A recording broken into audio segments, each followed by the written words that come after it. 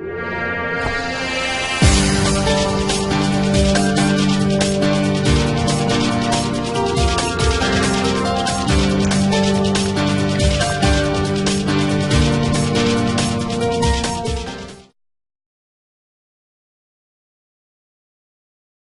hard to have a discussion about leadership when we don't really have a common definition of what a leader is.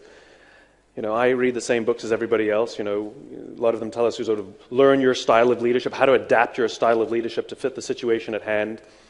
That's not leadership, that's management. To be a leader, you need one thing and one thing only: followers. That's it. It has nothing to do with rank or authority. You are a leader when others raise their hands and volunteer to go in the direction you set. The question is, why should anyone follow you? There are many ways to get people to do the things that we want or to follow us. In fact, it all boils down to two things. You can either manipulate people or you can inspire them. Those are your options. We're all familiar with manipulations in the business world. Things like dropping your price. If you drop your price low enough, people will buy from you, right? This is the concept behind a sale. Things are priced to move. Promotions, 2 for 1, free toy inside, buy one, get one free. And in the business-to-business space, we call it value added. The concept is the same. It's giving stuff away for free to reduce someone's risk so they'll choose you over the competition. It is inherently manipulative. Fear, wonderful manipulator. If any of you are parents, you know exactly what I'm talking about. Peer pressure is another one. I'm sure we've all sat in our offices and had someone tell us, 70% of your competitors are using our service. Why aren't you? Maybe 70% of my competitors are idiots. Or maybe 70% of them were offered a price so low they couldn't resist. I don't know. The point is, when we hear that the majority is doing something, we either fear that we're being left out or that they know something that we don't, and it influences our behavior. One of my favorite manipulations is what companies like to call innovation. Real innovation changes the course of industries, if not the way we live our very lives. The fax machine, the light bulb, iTunes, this is real innovation. Adding a camera to your cell phone is a wonderful feature, but it is not an innovation. It's the difference between steps and leaps. And what most organizations like to call innovation is in reality novelty, little additions to their products, nothing earth-shatteringly different. In the 1970s, do you know how many choices of Colgate toothpaste there were? Take a guess. 2. Do you know how many there are now? 30. And that's just Colgate, which means that their competition is offering about the same number of products, about the same price, about the same quality, about the same service. And yet I have no data to show that people are brushing their teeth now more than they were 30 or 40 years ago.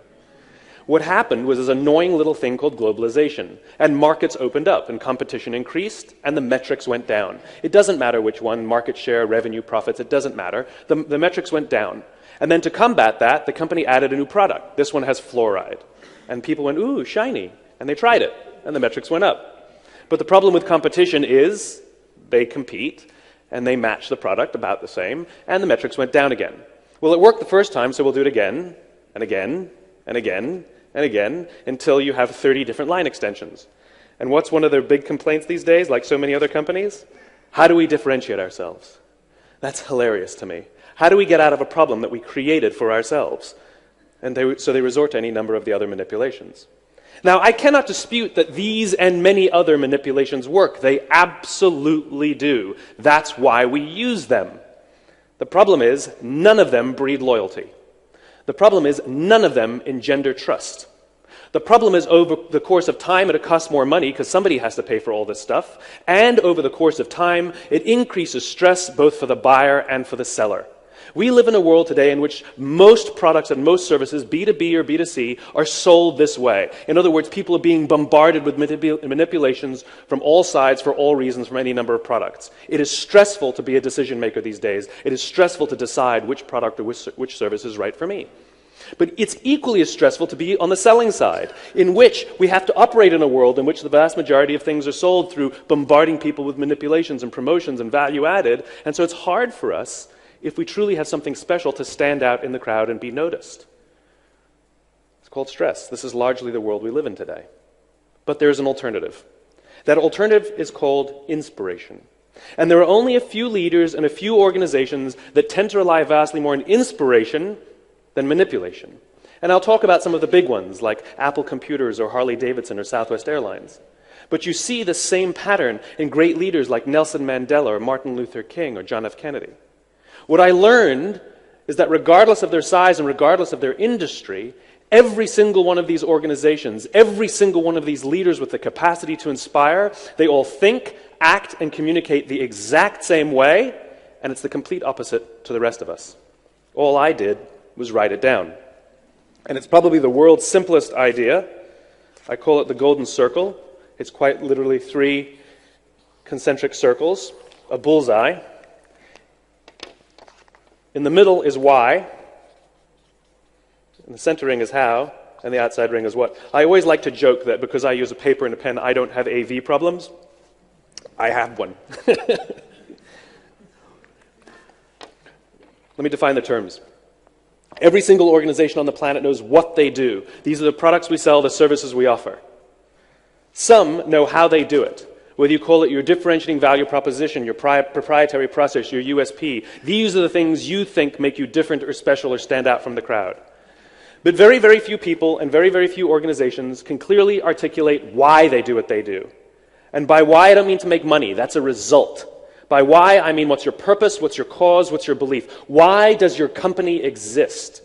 I mean, do we really need another one? Why did you get out of bed this morning? And why should anyone care? As a result, the way we think, the way we act, the way we communicate is from the outside in.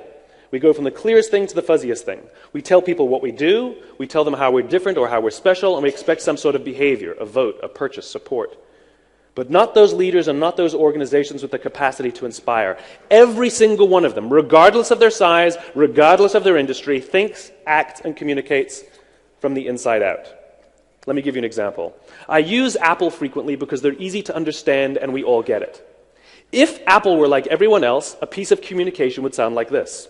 We make great computers. They're beautifully designed, simple to use, and user-friendly. Want to buy one? Meh. This is normal. This is how most organizations communicate. Here's our new car. It's got tinted windows, great gas mileage, leather seats, choose us. Here's our law firm. We've got all the best lawyers. We went to all the best schools. We win all of our cases. We work with some of the largest companies. Hire us. Here's how Apple actually communicates. They start with why. Here's what they say. Everything we do, we believe in challenging the status quo. The way we challenge the status quo is by making our products beautifully designed, simple to use, and user-friendly. We just happen to make great computers. Want to buy one? It's totally different. It actually feels different. No trickery, no manipulation, no celebrity endorsements. All I did was reverse the order of the information. What it starts to show us is that it's not what you do that matters, it's why you do it. And people don't buy what you do, they buy why you do it. And what you do simply serves as tangible proof of what you believe. This is the reason why every single person in this room is perfectly comfortable with the idea that Apple sells computers and DVRs and phones and all these other products. MP3 players. Apple is not unique. Every single one of their competitors, pick one, it doesn't matter. Every single one of their competitors is equally qualified to make every single product that Apple makes. Apple does not have a lock on any of the resources. Everybody has equal access to the same talent, the same consultants, the same agencies, the same resources, the same media. It's a zero-sum game. The difference is their competitors have defined themselves by what they do. We make computers. Apple has defined themselves by why they exist. To challenge the status quo, to give the individual the opportunity to stand up to Big Brother, to give the individual the ability to do their own thing. And everything they say and everything they do proves what they believe. A few years ago, Dell, a perfectly good company that makes perfectly good products, came out with MP3 players. They are every little bit qualified to make these products. The difference is, nobody bought one. We couldn't imagine buying an MP3 player from a computer company, but we do it every day, because it's not what you do that matters, it's why you do it. And what you do serves as the tangible proof of what you believe. For this little thing to work, you have to have 3 things. 1, you have to have clarity of why. If you don't know why your company exists, how will anybody else? 2, you have to have discipline of how. You have to hold yourself and your people accountable to your own guiding principles and your own values. And thirdly, you have to have consistency of what? Everything you say and everything you do has to prove what you believe. At the end of the day, we live in the tangible world. At the end of the day, the only way people will know what you believe is if you say and do the things you actually believe. This is the concept behind authenticity. People are always telling us people prefer to vote for the authentic candidate. They prefer to buy from the authentic brand. What does that mean? What that means is those people and those organizations say and do what they actually believe. That's all that authenticity means. You have to say and do what you actually believe. And the reason is simple. The reason the human race is so successful is not because we're the strongest and not because we're the smartest. It's because we're social animals. It's because we have the ability to form cultures and communities. What's a country? It's a group of people with a common set of values and beliefs. What's a culture? It's a group of people with a common set of values and beliefs. What's a neighborhood? It's a group of people with a common set of values and beliefs. What's a company? It should be a group of people with a common set of values and beliefs. When we're surrounded by people who believe what we believe, something remarkable happens. Trust emerges. Make no mistake of it, trust is a feeling. Trust is a human condition. Simply doing everything you say you're going to do does not mean people will trust you. It just means you're reliable. We all have friends that screw up sometimes, and yet we still trust them. Trust is born out of a common set of values and beliefs, and it is absolutely essential for our survival. Because when we're surrounded by people we trust and who trust us, we're more willing to take risks, we're more willing to explore, we're more willing to experiment, which requires failure. All with the confidence that if we turn our backs, go away, or fall down, someone from within our communities will watch our backs, watch our stuff, and help us up when we fall down. Absent trust, we still have the will to survive, but absent trust, it's every man for himself. And it becomes selfish and destructive, and we act more and more and more short-term. Great organizations are not the ones that outperform necessarily every quarter. Great organizations are the ones that in hard times, people come together. You want to know why Lehman Brothers failed? Lehman was exceptionally good at what they did. They were exceptionally good at how they did it. But at the slightest shimmy, the whole thing collapsed. Not in months, not in weeks, in days. Great organizations in hard times come together. It's like the quality of a crew. We cannot judge the quality of a crew when the seas are calm. We cannot judge the quality of a company when the economy is good. Just because they're making money is no indication of how strong the organization and how strong the culture is. However, when the seas are rough, how good is the crew? Do they run to each other's aids, or do they jump off the ship, all with the same thing? Every man for himself. Got to look after numero uno. Got to pay the bills. Got to feed the family. Got to survive. Great organizations, the people sacrifice themselves for each other. In the military, they give medals to people who are willing to sacrifice themselves so that others may gain. In business, we give bonuses to people who are willing to sacrifice others so that we may gain. We have it backwards. This is not my opinion. This is grounded in the tenets of biology, not psychology, but biology. If you look at a cross-section of the human brain evolved into three major sections that corresponds precisely with this little idea. The outside area is called our neocortex. It's our Homo sapien brain, responsible for all of our rational and analytical thought and language. The middle two sections make up our limbic brains, and our limbic brains are responsible for all of our feelings, like trust and loyalty. It's also responsible for all human behavior, all decision-making, and it has no capacity for language. This is why you can't ask your customers, why do you do business with us? Why do you love us? They can't tell you, because the part of the brain that controls decision-making doesn't control language. This is where gut decisions come from. There is no part of your stomach that controls decision-making. And it's not in your blood, and it's not in your bones, and you're not following your heart. We ascribe it to different parts of our body because the part of our brain that controls language doesn't control decision-making.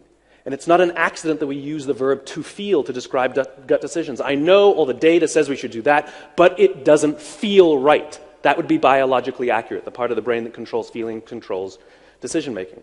This is also the reason why the question, why do you love your husband or why do you love your wife, is a difficult question. Why do you love your wife? I don't know. That's where most people start. You've been married for 15 years and you don't know why you love your wife, She's smart, she's fun, I can trust her, I've known her forever, Sounds like a golden retriever, right? And then we start saying things that don't even make sense, right? She completes me. Don't know what that means, right? I have a left arm and a left leg, she's got a right arm and a right leg, together we make one. I don't even know what it means. What we're attempting to do is verbalize the feelings we have towards a person or an organization with the part of the brain that doesn't control language. And so we make things up, we rationalize, or we actually say things that don't make sense. How many of you love your Macintosh computer or know someone who loves their Macintosh computer? Okay. They always put their hands up so quickly. They're always so excited. You can always tell people who love their Macs because when you try to explain to them rationally, based on facts and figures, they actually bought substandard computers, they start foaming at the mouth, right? But rationally speaking, that's exactly what happened. Rationally speaking, based on facts and figures, Macs are at least 25% more expensive than their PC counterparts, sometimes double their price. There's less software, there's fewer peripherals, and they're absolutely slower. I mean, there's nothing faster about them. I have one, and I get that spinning beach ball of death all the time, right? The difference is, Apple's not selling us one of these, they're selling us one of these. Because Apple is so clear about what they believe, so disciplined how they do things, and so consistent in what they do, it gets the point that their computers serve as a symbol of a set of values and beliefs. Those people who love their Macs didn't buy it just for the product based on the rational sensibilities and the rational differentiators. They bought it to demonstrate something about who they are. This is why Mac lovers love opening their computers in airports. Right? People with PCs don't open their computers in airports. They don't care. It's just a commodity. It's just a computer. And sometimes you see a PC with an Apple sticker. That's somebody telling you, my office gave me the computer. This is not really who I am. It's a symbol for who they are. Because you see, our survival depends on our ability to find people who believe what we believe. And because the part of the brain that controls behavior doesn't control language, we rely on stories and symbols and all of these things to help communicate who we are. This is why authenticity matters. Because if you say and do the things you actually believe, you will attract people who believe what you believe. If you lie, people will be drawn to the lie, but we will start to figure out that you don't actually believe those things, and so we don't trust you. This is why we don't generally trust politicians. Because when we sit down and evaluate all the things they tell us, yes, rationally speaking, all of their opinions happen to align completely perfectly with all the beliefs I have, but we know that they're not telling us things that they actually believe. And so we don't trust them. Trust is a very, very important thing. Our survival depends on it. We're highly, highly attuned to it. I had the great honor of visiting Quantico Marine Base in Quantico, Virginia. And on the day I was there, this is where the Marines select their officers who will then lead their Marines into battle. And the day I was there, the colonel in charge of OCS was about to give me a presentation on about their selection process and how they run things. And there happened to have been an incident while I was there. And they were considering throwing one of their Marines out of the Marine Corps. So of course, curious Simon, I said, well, what happened? You know, it must have been serious if you're considering throwing him out of the Marine Corps. And they said, we caught a guy falling asleep on watch. I said, in Virginia? Like, that's it? You know, it's not like he was in combat or something. You caught a guy falling asleep on watch in the woods of Virginia, and you're going to throw him out for that. A little strict, don't you think? And the guy said, no, you don't understand. He said when we questioned him about it, he denied it. When we questioned him about it again, he denied it again. And only when we gave him irrefutable proof that he had fallen asleep on watch did he say, and I quote, I want to take responsibility for my actions. And the problem we have in the Marine Corps is that you take responsibility for your actions at the moment you perform those actions, not at the point you get caught. You see, integrity matters, he said. If I'm going to put him in charge of a group of Marines in combat, and they're not 100% sure that every word that comes out of his mouth is the truth, if there's any doubt that he's saying things to cover his own skin, it puts people in danger and people will die. Unless you're completely, completely honest, we cannot have you in our Marine Corps and we cannot let you lead. Being honest is a very, very simple thing. All it means is you tell the truth. I would rather you disappoint with the truth than appease with a lie. And it goes back to our survival instinct. If we sense for a moment that someone is lying to us, the question is, will we be able to go into a foxhole with them? Again, there's a benefit to group living in an anthropological sense. It means that we can fall asleep and trust that others in our group will watch for danger. And if we don't trust that we can fall asleep and allow others to watch for danger, if we fear they're going to take something from us or not alert us to danger or not wake us or not defend us, then we'll never fall asleep and we'll never trust anybody and eventually we'll all die. This is how powerful this stuff is.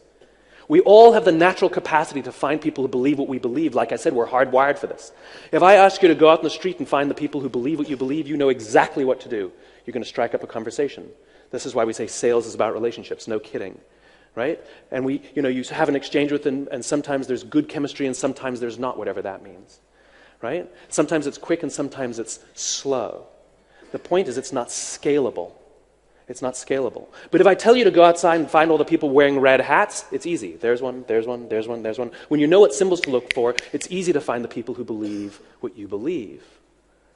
Just like all you Mac lovers, and don't lie to me, when you're walking through the airport and you see somebody else with their laptop open, you like them a little more, don't you?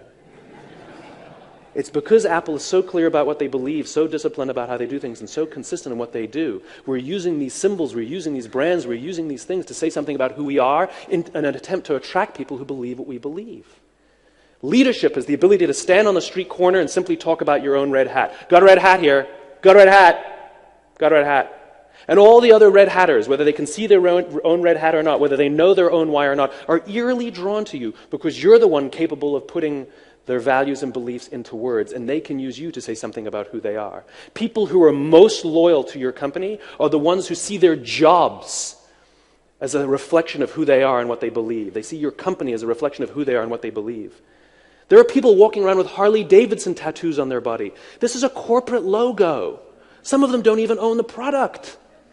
There's nobody walking around with Procter & Gamble on their arm. It's because Harley is so clear about what they believe, so disciplined about how they do it, and so consistent in what they do, it gets the point that everything they say and everything they do serves as proof of what they believe. The reason this stuff is important can be summed up in something called the law of diffusion of innovation. And if you don't know the law, you definitely know the terminology. It's the old bell curve, the standard deviation. And what it tells us is that the first 2.5% of our population are our innovators. The next 13.5% of our population are our early adopters. Then you have your early majority, your late majority, and the last 16% are your laggards. The only reason these people buy touch-tone phones is because you can't buy rotary phones anymore. That's my parents. What the law of diffusion tells us is that this population, the innovator and the early adopter population, are very comfortable trusting their guts. They're very comfortable making intuitive decisions. They're willing to pay a premium and go out of their way to be a part of something that reflects their own beliefs. These are the people who stood in line for 6 hours to buy iPhones when they first came out, even though you could go into the store and just buy one off the shelf a week later. These are the people who spent $40,000 or $50,000 to buy flat-screen TVs when they first came out, even though the technology was substandard. It had nothing to do with the technology. It had to do with them. The majority of the population is more cynical and more practical. They absolutely care about things like price and quality and service and features. The problem is they're not willing to try something until somebody else has tried it first. This is the reason we have to drop our price and offer promotions, all kind of value added, because these are the ones we have to reduce their risk. These people happily pay a premium and work with substandard products if it reflects their beliefs. And these people won't try something until somebody else has tried it first. In other words, to achieve mass market success or long-term stability, it's not about appealing to these people, it's about appealing to these people. And if you can get 15 to 18% market penetration, and I don't mean of the market, I mean of the people who believe what you believe, then there's a social phenomenon, the tipping point. 15 to 18% of those who believe what you believe, and it just tips and it goes mass. We all get about 10%. Law of averages says if you ignore everything I'm saying, you'll get about 10%. 10% of our customers love us, 10% of our employees love us. But it's not enough to make it tip, you see. I'll give you two examples, a famous failure and a famous success. First, the famous failure. It's a business example. In the US, we have a product called TiVo. It's a digital video recorder. When TiVo was introduced into the marketplace about 12 or 13 years ago, it was and continues to be the single best product on the market, hands down, undisputed. It is the best technology out there and continues to be this to this day. Right? And if you ask most organizations, you ask most companies, why did your product fail? Why did your company fail? They usually give you some combination of the same few reasons. Undercapitalized, didn't have enough money. Poorly executed, wrong people, bad market conditions. Okay, that's the recipe for success. So TiVo has the best product on the market, execution flawless. Venture capital up the wazoo. Money, no problem. They hired the best engineers money could buy. People, not a problem. And the market conditions are incredible. In the US, we use TiVo as a verb. The unaided awareness of the brand is in the 90th percentile. It's common. Market conditions, fantastic. TiVo is a commercial and financial failure. They've never made money. And when their company went public, it launched at about $40 or $50 and then very quickly plummeted, and except for a couple of little blips, has never ever traded above $10. And the reason is because they took this brilliant product, brilliantly executed, brilliantly funded, and they told the mass market, we have a product that pauses live TV, skips commercials, memorizes your viewing habits on your behalf, and records without you even asking. And the cynical, practical majority said, I don't believe you, I don't need it, I don't like it, I don't want it, you're scaring me. Because they didn't buy one. There were a few early adopters, and to this day they love their TiVos and have upgraded it every year, but it wasn't enough to make it tip. Now imagine if TiVo had launched their product to this population, explaining why it exists. If you're the kind of person who likes to take total control over every aspect of your life, boy, do we have a product for you. It pauses live TV, skips commercials, memorizes your viewing habits, and records on your behalf without you even asking. In this instance, what the product does serves as tangible proof of why it exists. It is not the reason we make the choice in the first place. People don't buy what you do, they buy why you do it.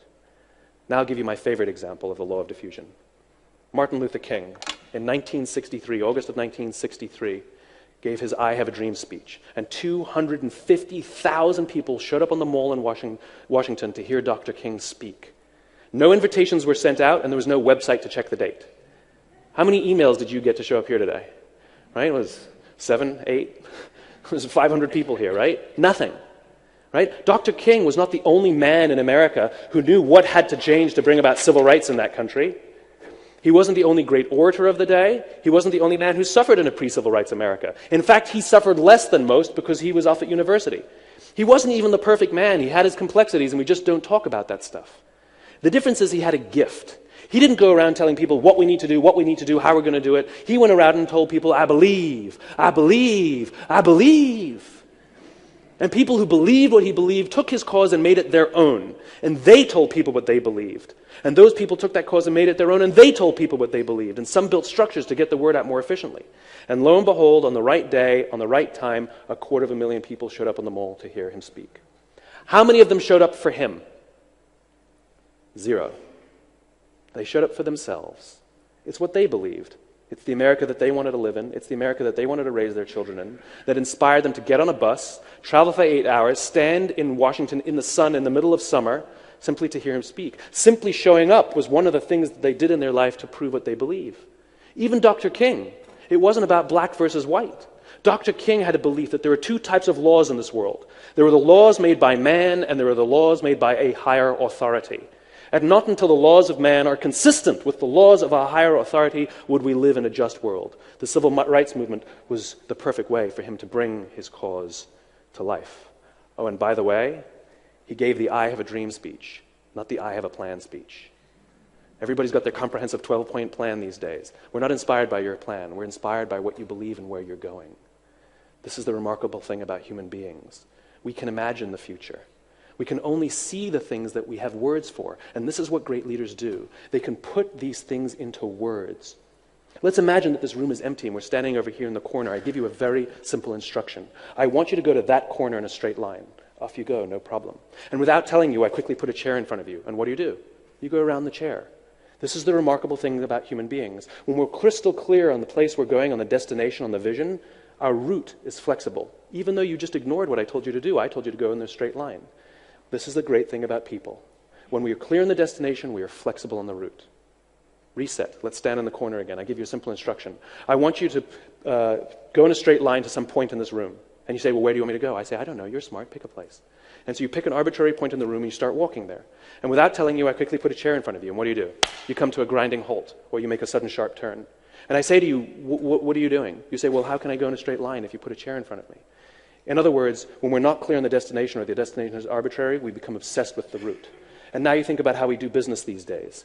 You know, what's your goal for the end of the year? To increase top-line revenues by $500 million. Why not $400 million? Why not $600 million? There are arbitrary points in the room. And then we become obsessed with the strategies that we've set to get there, as opposed to the great leaders and the great organizations that explain why their companies exist, and then leave it to their people to figure out the route how to get there. And that's how you get innovation. Leadership's only responsibility is to point north, to point the direction, to say where we're going, and allow everybody else to figure out how to get there. This is what we feel fulfilled about our ability to contribute to the organization. This is exactly why Apple is the most innovative company in the world. It's not because Steve Jobs came up with all the ideas. Do you know how many ideas he actually came up with? None. Even Steve Wozniak was the one who built the computer in the first place. Long, long ago, before Apple even existed, Steve Jobs and Steve Wozniak were sitting in a garage in Cupertino, California, and they made something called the Little Blue Box, which allowed people to avoid paying long-distance rates on their phone bills. They were challenging the monopoly phone company, Ma Bell. And then they started Apple, and they challenged Big Blue, the existing monopoly computer platform, IBM. And then they challenged Microsoft, and then they challenged the phone industry, and then they challenged the music industry, and now they're challenging the publishing industry, and if you're in television and movies, you're next. It's just a repeating pattern. Jobs told people that he believed in making products that allowed people to have more control, that we shouldn't be at the dictate of large organizations that tell us how things should work. And he allowed it to his people to figure out ways how to get there. That's what drives innovation, a clear sense of destination, not an obsession with the route. There are leaders and there are those who lead. Leaders hold a position of power or influence or rank, but those who lead inspire us. And whether they're individuals or organizations, we follow those who lead not because we have to, but because we want to. And we follow those who lead not for them, but for ourselves. This is for those who want to inspire those around them. This is for those who want to find someone to inspire them. Thank you very much.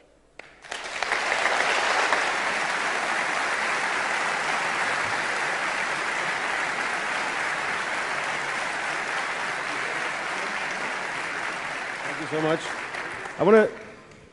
It sounds very good, with all due respect. Very well presented. Thank you. But how can these executives here be sure? Yeah. How do you know that when they go back home and they start asking themselves the question why, yeah, that it is actually going to change the way their operation operate and the profit that they make? Well, how do I know? I don't. But you know, these things are like it's like having a family. You know, you as a parent know that the right thing to do to raise your children right is to afford them every ability to access to education, and you know that it's your responsibility to help them understand their strengths and build on their strengths, and you know that it's your responsibility to encourage and push them, sometimes discipline them, sometimes help them up, sometimes let them falter by themselves, all with the hope and aspiration that they will achieve more than even you could achieve. Unfortunately, you will not see the results of your investment for 30 years, 20 years. You're not going to see it, and yet we know that that's the right thing to do.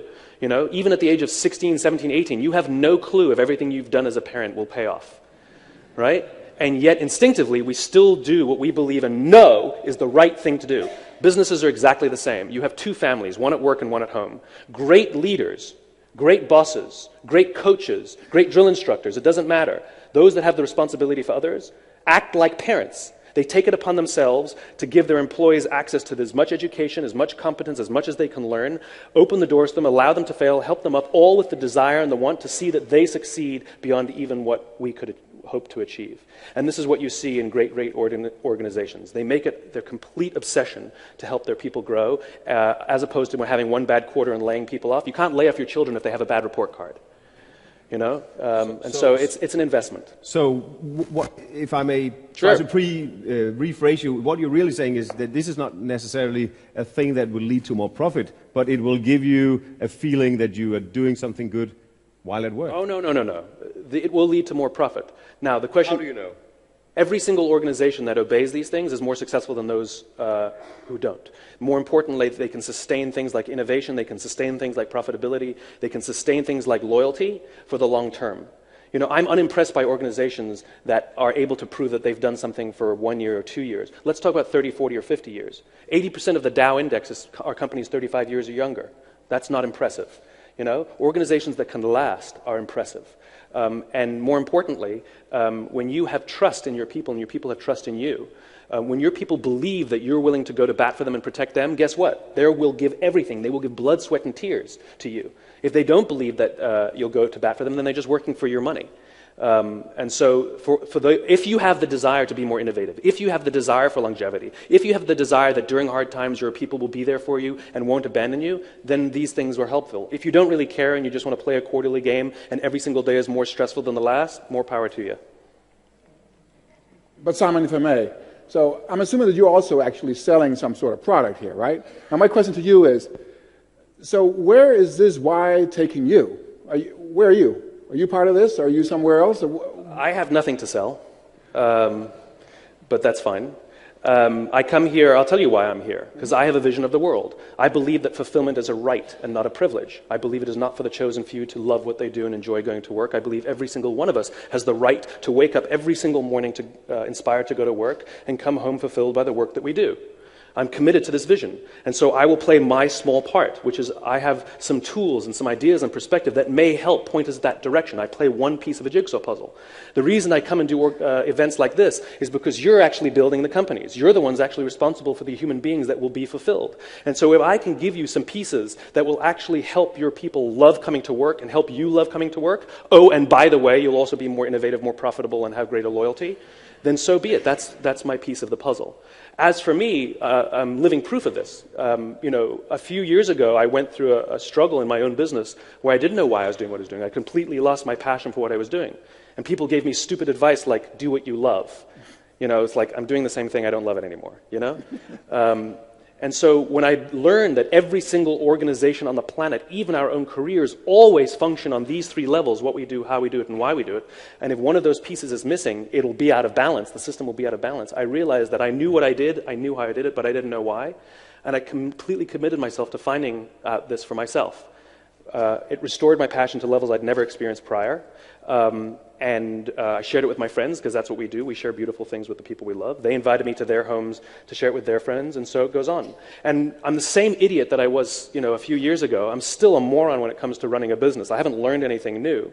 And yet the life that I lead right now, where I get to advise ambassadors and members of Congress, and I work at the highest levels of military and work with, CEOs of the largest corporations and get invited to nice places like this to speak to the likes of you, are not because I'm smarter than I was. It's because I made the conscious decision to start from here as opposed to starting from here.